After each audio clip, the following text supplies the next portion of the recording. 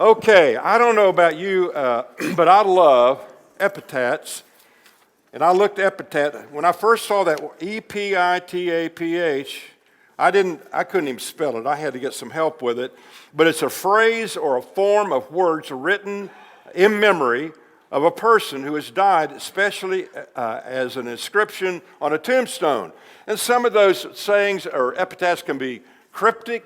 Sometimes they can be very clear. Sometimes they can be somewhat confusing. Sometimes they can be very serious. At other times, they can be very humorous. So here are a couple. I collect these, and I hope a couple of these might encourage you. Erected by her sorrowing brothers in memory of Martha Clay. Here lies one who lived for others. Now she has peace, and so do they.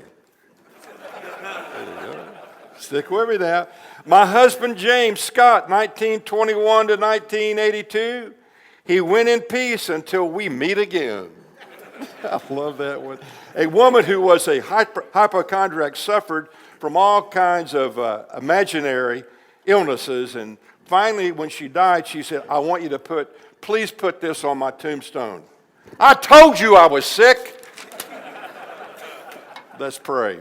Father, thank you for giving us a chance to come together like we always say and pray, but you never call us together to waste our time, but to always help us to understand you more thoroughly, completely, who you are, what it is you want to do in and through our lives. And so, Lord, today I thank you for all of our table hosts who have brought their friends, and for those especially that are first time here coming the last 3 weeks. And I pray, Lord, that you will show up today and make a difference in each one of our lives for Christ's sake. Amen. Yeah. Okie doke. I want to share a little story with you here that I have done before a few years ago, but I thought as I put this talk together, I said, this really is appropriate for what I want to try to say. So here we go. About a dozen gray-haired men sat at a table in a prestigious country club, all former executives who had been highly successful, leaders, champions, bright, intelligent minds. These were risk takers who had led big lives, checkered with success and failure.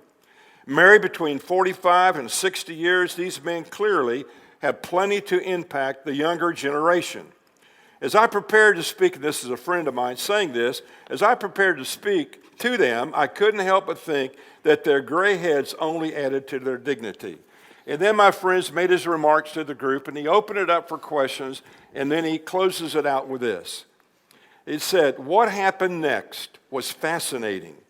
It was though I had touched on an open nerve.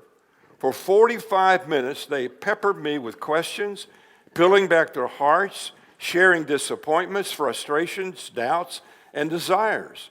They talked about how their adult children were critical of them, pushing them to the fringes of their lives. They were treated as unnecessary, except as babysitters, and they felt their family really didn't want their influence or their involvement. They said the only opportunities their churches offered were ushering, serving on the stewardship committee, and giving to the building programs. They lamented that the culture becomes so youth-oriented. They felt emasculated, treated as though they were done and had nothing to give back. These men, who had once been kings in their families, their businesses, and their communities, were for the first time in their lives uncertain what their roles should be. Like broken antiques gathering dust in the attic, they were without purpose. I sat there, astonished at what appeared to be grand theft. Men robbed of their glory, no longer dreaming because of a complicity of forces that had cruelly swindled them out of their courage to step up. These men have been left behind, disoriented, and lost. I believe we've got men like that all over this city, all over this state, all over this country. And it has confounded me over the years to see men who've been so gifted, so many experiences, so brilliant in many cases, very creative, hardworking people, very successful in different ways. But when they get to that point, they trade it in for a 7-iron, for a game at the back room at the country club. And all those places have back rooms. You do know that, don't you? Playing gin, and there they go. And many of those people really claim to know Christ. And yet, what are they doing with their energy, with their time? A buddy of mine years ago came into a luncheon like this in Orlando, and his name was Jerry, one of the leaders in our city. And he said, "What can I do now that I'm an older man?" He was searching. And I think you can only play so much golf. You can only travel around the world so many times. And so we got to figure out, especially if you know Christ, why am I here? What am I supposed to be doing? What is it all about? So I'm going to put up on the screen, or Emily is, some pictures of some people one by one, and I'm going to make some comments about them. And these are men that I've either met or know of. Most of them I've met, who in their lives have not just had a profession, not just owned a business, but they went on beyond that, all men that were committed for the most part to Christ, but they left a legacy, except for two of them, behind them that is impacting people all over the country and beyond. So the first is Cecil Day. Cecil Day, Days Inn, died at age 44. I did not realize that until I did a little more research on him. One of the things he did before he left, he set up a foundation. He was from the Northeast, and he wanted to see the Bible and Christ and all the basics of the faith be placed back into churches again in the Northeast. The Northeast is a tough place when it comes to the faith. Just go to New York City, go to some of these, Connecticut, go to some of these places. And so that's his goal. And his buddy, Woody White, is the head of that foundation. And he has a team of people, and I may even be able to be a part of what they're trying to do to get this in seminaries, to get this in churches, especially the discipling up in that part of the country. Truett Cathy, Chick-fil-A. I remember one time my buddy Jimmy Hewitt had been to this camp where he took his son. And he called me up one day. He said, "Truett's over at the beach, New Smyrna Beach, just an hour from Orlando. He wants me to come over. You want to go over?" I said, "I'd love to." So I can't remember how old Truett was at the time, but we were talking, and he's a very humble guy. We were talking in his condo, and he said, "Well, Jimmy, I got another one. I got 3 or 4 more down in this new place just down the road." So he had one of these big old Continentals, the old kind that they went forever. So I sat in the back seat. Now Jimmy was short, and Mr. Cathy was not that short, but short and bald-headed. Do y'all remember the cartoon years ago, Mr. Magoo? He looked like Magoo. So he's sitting up in the front seat, going down this 2-lane road, flying down there, talking a mile a minute to Jimmy, and they're going back and forth, and I'm sitting in the back seat, and I said, "I hope I survive this."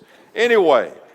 One of many things that he did and has put in place is a camp or a first-class resort kind of camp called Windshape in Rome, Georgia, north of Atlanta, about an hour and a half.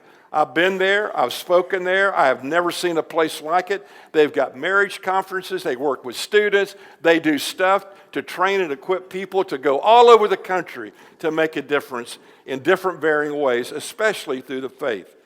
And one of the guys I've discipled and we're working on is his grandson Luke, who is now works with the foundation and works at Windshape and is discipling other young guys. Anthony Rossi.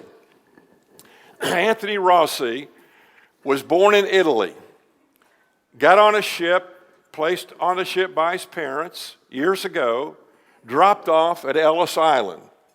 There were some contacts that they had there, and I'm sure if it was relatives or whatever, but he went and lived with these folks. In the first few years he was there, up until he was about 18, he kept coming up with ideas how to make money. So one of the things he did is he squeezed fresh oranges and orange juice and sold them to restaurants. Then a little bit later, he had another idea and moved to my hometown, Bradenton, Florida, and started a little company called Tropicana. In that business, he created and invented almost every piece of the machinery in Tropicana. So now I'm 40-some years old. I'm sitting in front of him. I'd never met him before. My father-in-law, Dr. Harris, daddy for my first wife, Ruth Ann, he had been the family doctor for their whole family, Mr. Rossi's family, for like 50 years in Bradenton. And so I got a meeting with him, and we're sitting there, and he said, John, he's a tall guy. He said, John, he said, I'm 83, but he said, I feel like a little kid on the inside. And I said, that's the way I want to be. And so what did he do that's still lasting? He really had a heart for reaching the blind for Christ. He also had a heart for missionaries. When they would go all over the world, then come back, and they didn't have any money, they had very little livelihood, and so he built a place called Missionary Village outside of Bradenton, where these wonderful little places to live and food, they give it to them. And they can come there and live from all over the world. And on and on and on. He gave me the old cassette. You remember the old cassette recorder? Well, he pulled out one in that meeting when I was there one day. And he said, this is how I get the gospel all over the world. We've got hundreds of thousands of them all over in places where people don't have electricity. I said, how do you do? He said, here's what you do. He said, push that button. So I push a button on the top, and a little arm sticks up. You put the cassette in, and you sit around a fireplace in Buddha land and turn that little crank, and you get the message. He said, I invented that. He said, Billy Graham just called me and wanted 100,000 of them for one of his crusades. This is just a guy squeezing orange juice. Unbelievable. So, there's more to that one. And so he said, well, a couple years ago, I sold Tropicana. And he said, and I think I got the figure right. He said, I sold it for around $500 million. But he said, part of the story I want you to know is there was a doctor here in Bradenton years ago when I had the idea. He said, I had no money. And I went to him, went to my church, and he let me borrow $150,000 to get started. So when I sold Tropicana, I went over to his house one night, knocked on his door, and I went on and on. I said, I can never thank you enough for what you did. And handed him an envelope with a check in it for $250 million. Man with a heart that understands he wasn't going to be where he had been if somebody hadn't been behind him. We got to remember those people behind us, not just the people out front getting all the attention.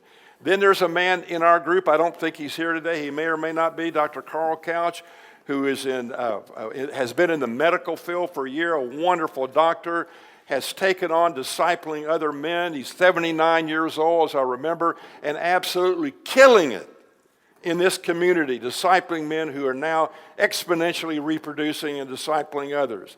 Another buddy of mine, Jeff. Jeff came to me. He's in the commercial real estate business, been around here in this area for a long time.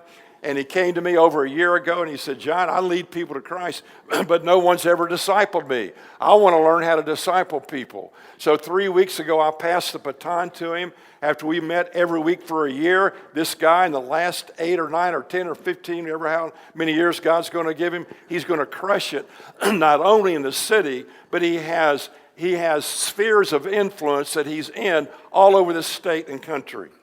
And my challenge to him was begin to go to all those places and don't go out just limping out, go leaping out and make a difference in all those places, and he'll do it. I told you before about Ed Yates. At 91 years old, he started making disciples. At 93, he went to be with the Lord, and he had discipled 5 guys, 3 in their 30s, 150, 160, and all those guys are out there now in Dallas discipling other people. He didn't even start till he was 91. 91 years ago, for 40-some years, a lawyer here in Dallas. Rick Fletcher, you don't know Rick. I couldn't find his picture. I had lunch with him a few weeks ago when I was in Orlando speaking, and Rick had a phenomenal business in the agricultural world, and one of his things was, I've got to help these young gals that get pregnant so that they don't get an abortion. He said, right now in the clinic that we have built, a private clinic and privately funded, he said, we have about 150 to 200 girls that come in every month that we deliver their babies and we save them from death. And that's just one of his side things. And he's about 78 years old. I got a couple more here.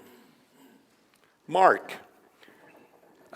Some of these people I don't talk about, but when they die, I can talk about them a little bit. This one's dead.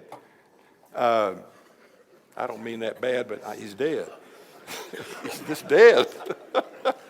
So I met Mark. Somebody introduced me to Mark McCormick about 20 years ago, actually longer than that, in Orlando. And we sat down for the first meeting, and he said, well, my wife told me to tell you I could best be described as a baby Christian. I said, well, I guess we don't have to mess around. We can get on with it. Mark McCormick started a company called IMG. His first three clients were Jack Nicklaus, Gary Player, and Arnold Palmer, and went on to have every major athlete in every major sport. So as a result of our friendship, and he didn't know the Lord at that time. He wasn't even a baby Christian. But he was trying to get his wife off his back, who was a strong believer. She was a good purpose, but she was nagging him a little bit. But anyway, like probably some of your wives have nagged you, or are. So anyway, about a year after we had met, I had a meeting with him one day. I said, Mark, you got a great company. But I said, there's something you're missing. And he was pretty arrogant, tried to be humble, but he had a lot to be arrogant about, I guess. So he said, well, what would that be? I said, there's not a week that goes by that I don't read or hear about one of your athletes in your stable that's not getting in trouble. So here's my question. What are you doing in your wonderful company to help people be better people? He said, write me a proposal. I mean, it happened like no sitting around talking about it for 3 years and finally doing something. He said, write me a proposal. I gave him a 2-page proposal. The next week, he said, let's go do it. And he started sending me all over they had 48 offices all over the world. He would send me to the offices. The people leading the office would know I'm coming. I'd speak to the whole office. I remember when I went to the main office in Cleveland, they had 700 people in this one building. And I spoke 7 times to 100 people all day long for 45 minutes each. I got a chance to get the gospel out in a pagan environment that the man that headed it up wasn't even a believer yet. Isn't that something? And he was outdoing people that I knew that were believers, who were afraid to step up. One more. One of the men that had a huge impact on my life died a couple years ago. His name was Doug.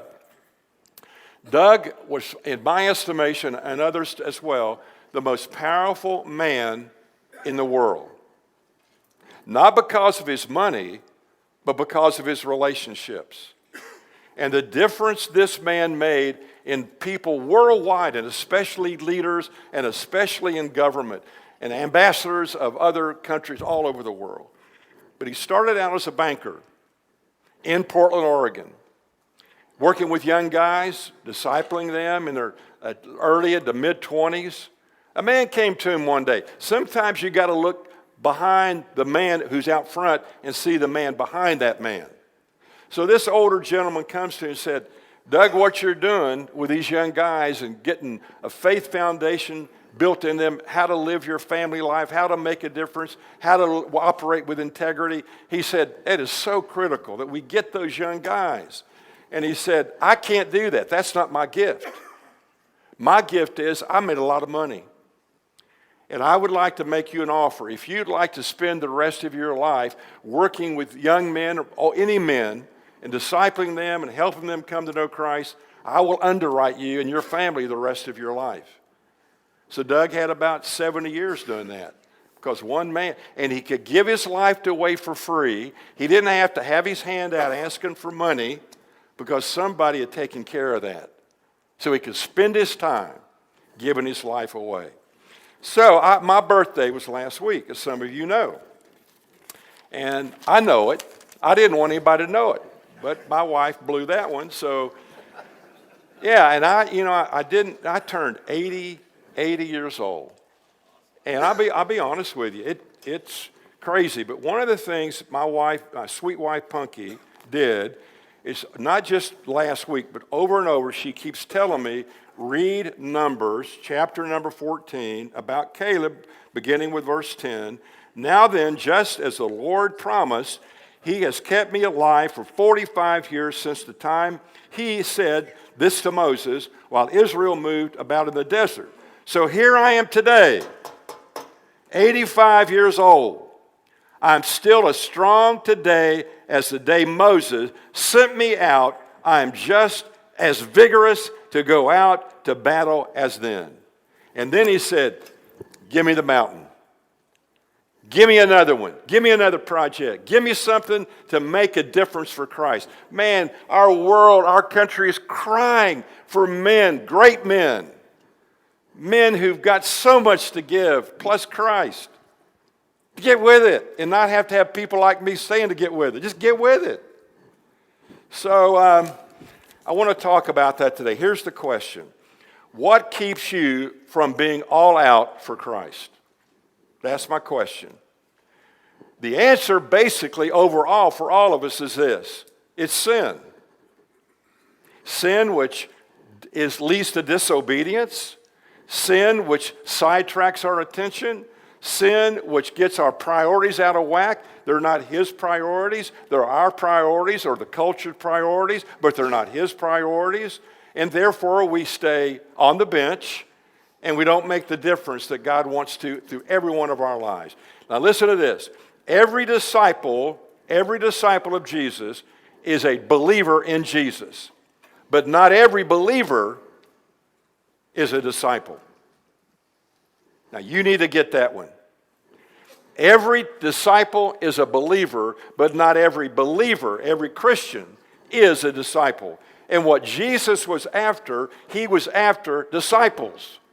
He called 12 men and groomed them and got them ready. They were His disciples. Here's another line I want you to remember. Salvation, you coming to know Christ, forgiveness of sins, promise of heaven, all that. Salvation is free. Disciple making and discipleship is costly. It's going to cost you something. That's why we have so few disciples in Dallas, Texas. We pack the churches, we go to Bible studies, we do stuff like this, but when you say, well, who's turning the world upside down? I went to a church once a number of years ago, north of where we're sitting right now, talked to the pastor. He said, we got 25,000 members here. I said, if I had 25,000 members, I could turn this city and state upside down. I said, what's your plan? He said, well, we're working on it. You're kidding me. You're kidding me. And see, what we don't get the vision for, this group of men right here could turn this city upside down. What's your plan? I don't have a plan. Get you a plan. We'll help you with a plan. It's not that difficult. So, but it's fun. It's energizing and it gives you new life and it give you a hop in your step and to make a difference in the lives of other people for eternity. It's 4 things. Jesus said 4 things I'm looking for when I'm looking for people who be disciples. And so if you're taking notes, you might write this down. You can look these up later. But Luke 14, verses 26 and 27 gives us the first thing He's looking for. If anyone comes to me, Jesus says, and does not hate his own father and mother, wife and children, brothers and sisters, yes, even his own life, such a person cannot be my disciple. Now, some of you are squirming now, say, well, that's just about it. I've heard a lot, but how about hating your family? He's not talking about literally hating your family. But what he's saying is this, our love for Him, for the Lord, must be so great and pervasive in our lives that our natural love of self, family, pales in comparison. And what I've found over the years is the people that day by day commit themselves to love Christ and do what He wants them to do become more loving to their wives, more loving to their children, more loving to their employees, more loving to their friends. Once you get that priority right, so what is the priority? Jesus wants a disciple who is willing to make Him number one at any cost. At any cost. It ain't enough just to get your ticket punched and then say, well, I'm going to heaven, that's about it for me. You might be surprised. You really might have gotten a fake punch. You might think you're in. You may be out. Read Matthew chapter 7 when you go home. Some of you called me Lord, Lord. He said, I'm going to look at you. I never knew you. Now, that's a big deal. So, as you look at this, if you put Jesus first, he will change your life. Then he says, even your own reputation, not just your relationships. He said, but you got to be willing to count the cost and give it all up, your own life, what you want, all the things that kind of, we want all the stuff we want to be happy, we want to be comfortable. If the air conditioner's just not right or it's not warm enough, so we got to get to the point where those are menial things. So, then he says, if you look at the next verse, 27, and whoever does not carry their cross and follow me cannot be my disciple. So what does it mean to carry a cross? Well, a cross was a place of death, of execution. And he's saying, day by day, you got to be willing to die to the inclinations of yourself that don't fit into his plan. And every day we're pulled and yanked all over the place and enticed to do the opposite of what he wants. C.S. Lewis, one of my favorite writers, said this: the Christian way is different. Christ says, give me all. I don't want so much of your time and so much of your money and so much of your work. I want you. I have not come to torment your natural self, but to kill it. No half measures are my good or any good. I don't want to cut off a branch here and a branch there. I want to have the whole tree down. I don't want to drill the tooth or crown it or stop it, but to have it out. Hand over the whole natural self, all the desires which you think innocent as well as the ones you think are wicked, the whole outfit. I want all of it. All of it. All of it. Now, if you were to talk to my wife right now and say, who's number one in your life? She would say him. Tolson second. And I get a winner when I got that, because she is going to do for me and treat me and care for me and relate to me the way he wants her to, and I win. Left on your own with that component out, your marriages will struggle. So the question is he number one or not? So number two, he said the next thing, he said, the person who's a disciple must work with excellence at any cost. Work with excellence. The key word here is work. The second key is excellence. So he says in Luke 14:28, suppose one of you wants to build a tower. Won't you first sit down and estimate the cost, see if you have enough money to complete it? For if you lay the foundation and are unable to finish it, anyone who sees it will ridicule you. When I was in Orlando a couple weeks ago, we passed on I-4 right outside of town, going north, to the right, this about, 15, 20-story building. That building was going up 25 to 30 years ago. And I thought it looked finished. And my buddy who was driving around said, no, it's still not finished. It's still not finished. How much stuff have you started you've never finished? Well, I was going to be sweet to my wife this week. Well, I was going to do this or that. Well, I was going to give this. Well, so you see, we've got to be willing to count the costs and finish the tasks that count and matter. So I've discipled probably 50 guys, one-on-one, since I've lived here for 20 years. 20 years is coming up March the 8th. We've been here 20 years. And when I disciple a guy, I always say, I can't take you on if you don't make a commitment before we start that when we're done, you'll take at least one guy a year and disciple them through the 4 priorities. Our book is out there. And if you'll make that commitment, I'll take you on and meet with you every week and give you the best of my life. You wouldn't believe how many guys said that on my list of 50. I don't even know where they are. Some of them are not even discipled. They gave me their word. This discipling stuff tough because not a whole lot of people want to do what he said to do. And it was a command, go make disciples. Matthew 28, verse 19. How you doing with that one? Where are these guys? I still pray for them. Hardly ever see them. Send them little notes. Hey, how you doing? Hey, you still got that year of my life? One of my years? That's tough. That's tough. And so last year, in the end of the year, I asked you guys, sign up. If you want, in your little card, if you are willing to pray for, make a list of people that you sense don't know Christ, pray that somebody will help them know him or you help know them. How's that gone? I've heard no reports. I got 70 cards I've been praying for. No names on them. I said, don't put your name. How you doing? Have you finished the task? Are you working on it? See, we do everything in the world. We improve our golf swing. We improve the profit in our companies. But we don't do the things often that are eternal. Some of you do. Most of us don't. So, be excellent in every area of your life and your work. All right, number 3. In Luke 14, 31 and 33, or suppose a king is about to go to war. So we got number 1, be number 1. The second thing, make sure you fight and do the work. Number 3, now we're talking about a war or a battle. Or suppose a king is about to go to war against another king. Won't he first sit down, consider whether he's able with 10,000 men to oppose the one coming against him with 20,000?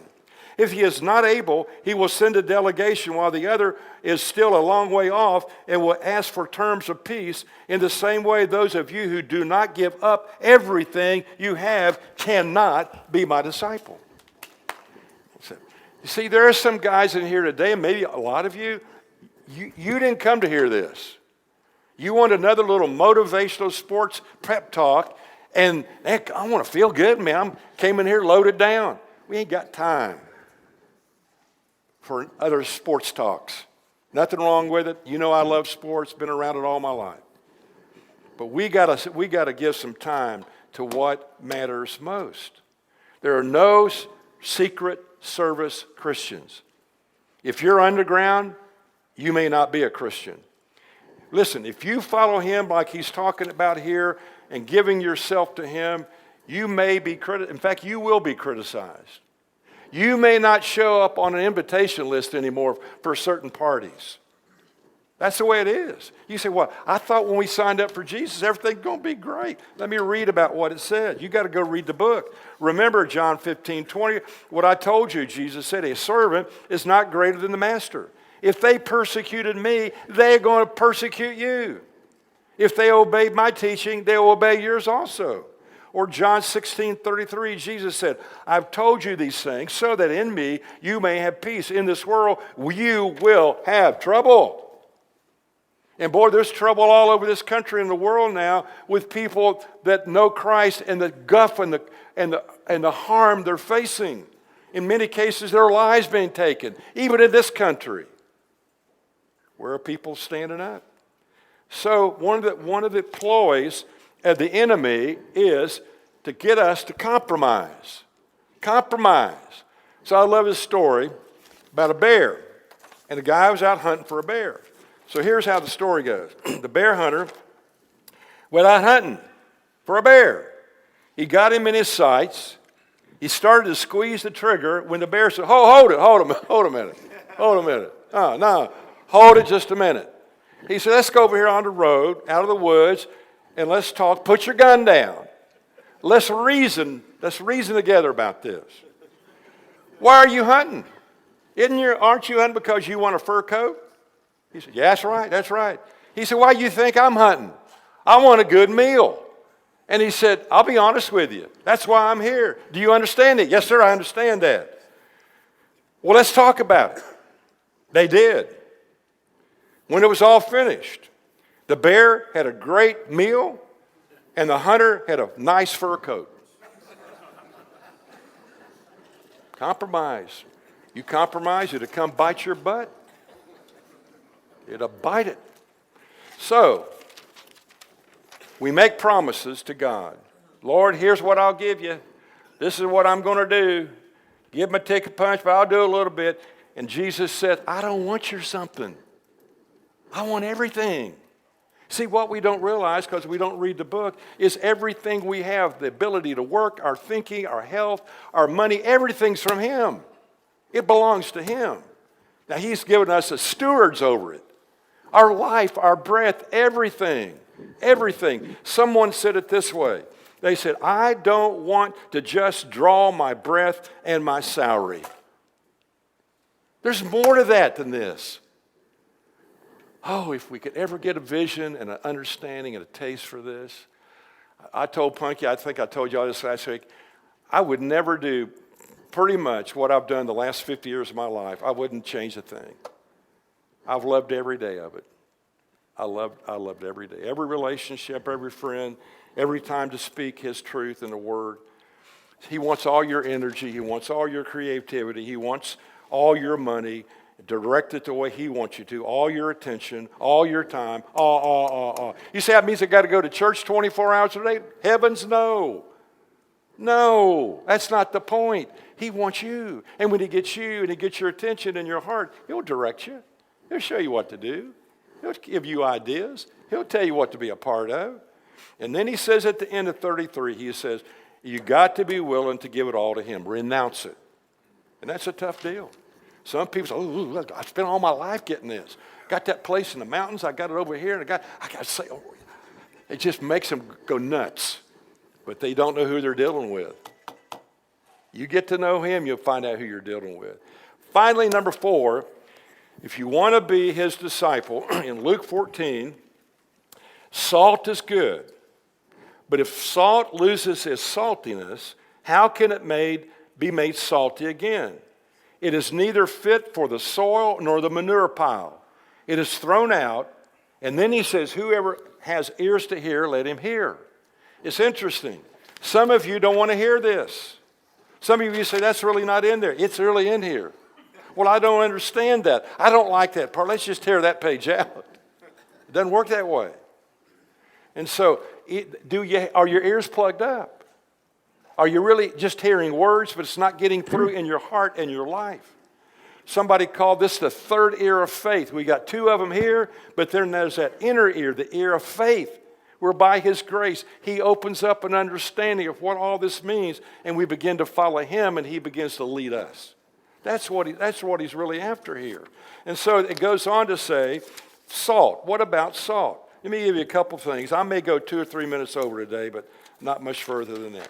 So here we go. Salt preserves. Are you a preserving influence in your company, in your neighborhood, in your home? How is your witness? How is your witness you claim to know Christ? Are people seeing a difference in your life? Are you a preserving influence or a damaging influence? We all have an influence. What kind? What kind is it? Are you bland and boring and tasteless in your life and faith? Would anyone want your faith? Would anyone want the style that you're exhibiting that's coming out of your life? Or would you say, well, don't look too close? Salt seasons. Salt heals. If you put salt in an open wound, it's going to sting. No offense equals no effect. If we're not offensive in the right way, we're not going to have much of impact. If I got up here and just kind of read a little story and then going on, people be sleeping, and we don't need to go back that anymore. Well, you find out salt penetrates and permeates. And so in a broken world, a lot of times what we do in churches, we come as Christians and we're the salt, and in the church are people that are Christian, and so it's the salt impacting the salt. That's not what it's saying. It's to impact the world, people that don't know Christ. So are you doing what salt is supposed to do? And most of the salt back during this time came from the Dead Sea or in areas around the Dead Sea. Now, let me give you this as we wrap this up.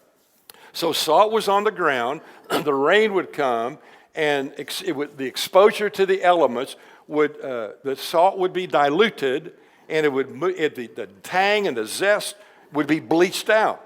So what they do? So what they did is they collect all the salt, and then you couldn't put it on food, you couldn't put it on the crops, you couldn't put it in the water because of the poison in it. So what they would do is they'd throw it on the road. The road's all over. And they'd walk on it and stamp on it. Why? Because then, once it got down there, it'd kill the weeds, and you could walk on it. Isn't that amazing? You remember the verse I just said? Listen, you're the salt of the earth. But if salt loses its saltiness, how can